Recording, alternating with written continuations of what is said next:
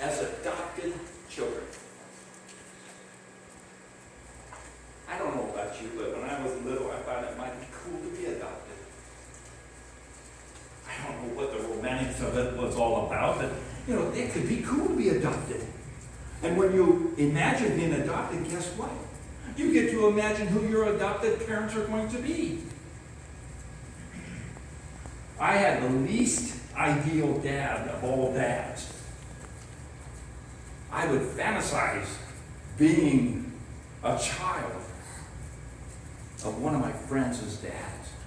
How they took part in their lives, and I would fantasize in that, but reality always sank in, and I am who I am. But if you're sitting here this morning, you are an adopted child of God. And that is good news. Paul says, and Paul got a hold of it, he wrapped his mind around it really early, that there is no distinction between Jew and Gentile.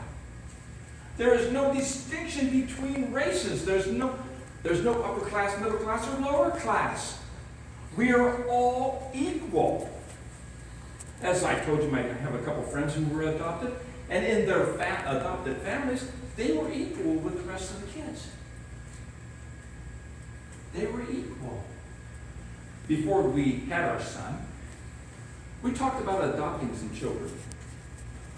And at one point, we flew back to Missouri to spend some time with my sister, brother-in-law. The work was slow where I was at, and I went back there to work with him for a month. And right before we got on the airplane, right before we left home, my sister called. And she said, there's an unwed mother at the hospital right now giving birth to twins. Do you want them? Well, yeah. I didn't realize that it could be that simple. Sure. But when we got to Missouri and we landed, somebody else got the children. But they would have been our children. They would have had as much a right as heirs as our son and daughter who eventually were born. They have. And I am a firm believer in I am going to spend their inheritance before they get any of it. I have seen too many families split up over death and money. So I'm just going to take everything I have with me. Actually, I'm going to take it before I go. Okay, let me clarify. Because I can't take it with me. I'm going to clarify. I'm going to just spend it now. And let them think that there is some left behind. Now that's kind of I just imagined that, those guys raffling through the house trying to find the inheritance. Wow. Well, there won't be any. But we are heirs of God. We are His children. And we have as much right to heaven as any of the other children, no matter where they're at, no matter what they're doing. If you accept Jesus Christ, as Paul said, if you accept Jesus Christ as your personal Savior, if you can confess His name, if you can stand up and say, I am here, Jesus, there's a place for you. The will be opened, but it won't be the last will and testament. It will be open and your reward will be there. And I hate to use the word reward because it sounds like, wow, I'm going to heaven because I'm going to get a reward. I'm going to tell you right now, I'm not going to heaven for a reward. They can keep it. I just want to be with God. Amen. I want to stand before the heavenly throne and sing. Because I can't sing now. If I tried, you'd all leave. I want to do that. That is what I'm looking forward to. Jesus said, if I go, I go to prepare a place for you. I don't care what it looks like. As long as I get to be close to the banquet table. The dessert inn. It's where I want to be. That's where you can be because you are heirs. You have been adopted. Jesus did that for you. All we have to do, and this is such a corny phrase, all we have to do is put the hand in the hand of a man that spilled the water. That's all we have to do. All we have to do is trust that Jesus will take care of us. That's all we have to do. We don't have to do anything. Oh, but that's contrary to the way I think. My thinking is that I have to be in charge. I have to run ahead. I have to go 900 miles an hour. Get it done. That is my thinking. That is what I think.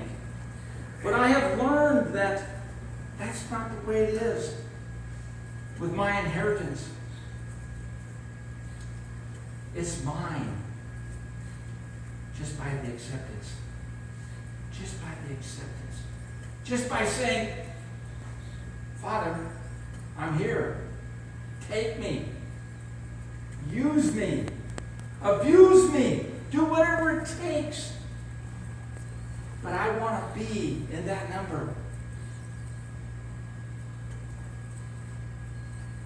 Adoptive children. All those days that you laid underneath the clouds and dreamed of being an adopted child has come true. You are now adopted. All of you. And it doesn't matter if it happened 40 years ago. It doesn't matter if it happened 60 years ago. You're an adoptive child of God. And you can imagine what heaven is going to be like for you. For me, it's just going to be singing, praising, and eating.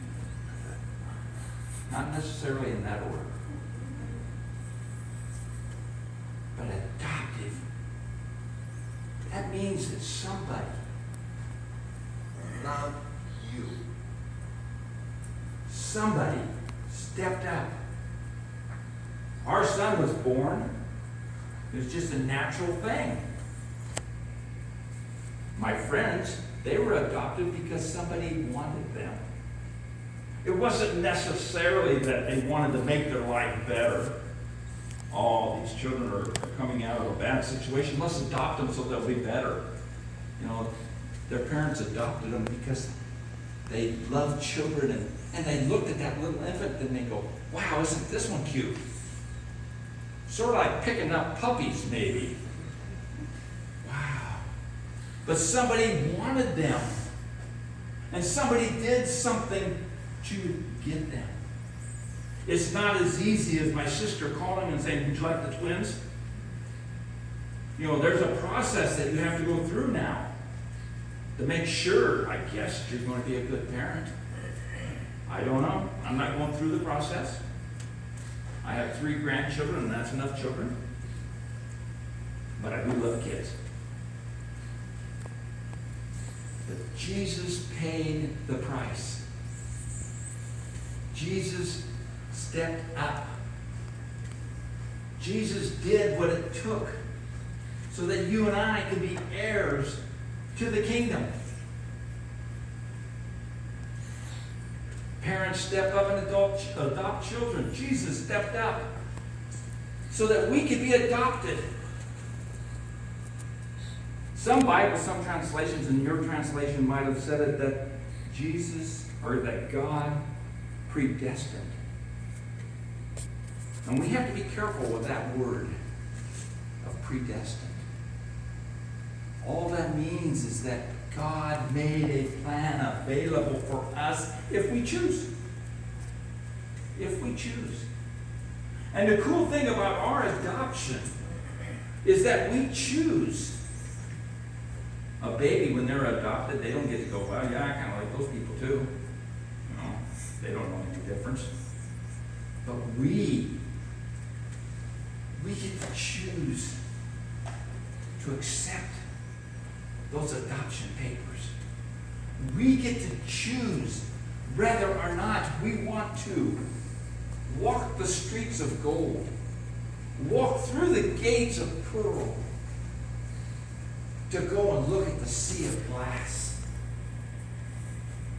to walk on down to the banquet table, the dessert inn. We get to choose. We get to choose whether we want to sing in the heavenly choir.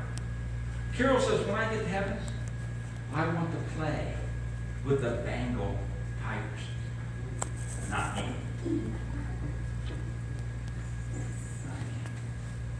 I want to hang out with the animals. Not me. We get to choose whether we want to be adopted or not. It's not something that is forced upon us. Paul says he got the privilege of teaching the good news of Jesus Christ. This week as I was studying and I was reading and going, I really like to read my Bible. I really like to read stories of how things are happening. And I like to read about people who turn their hearts to Christ.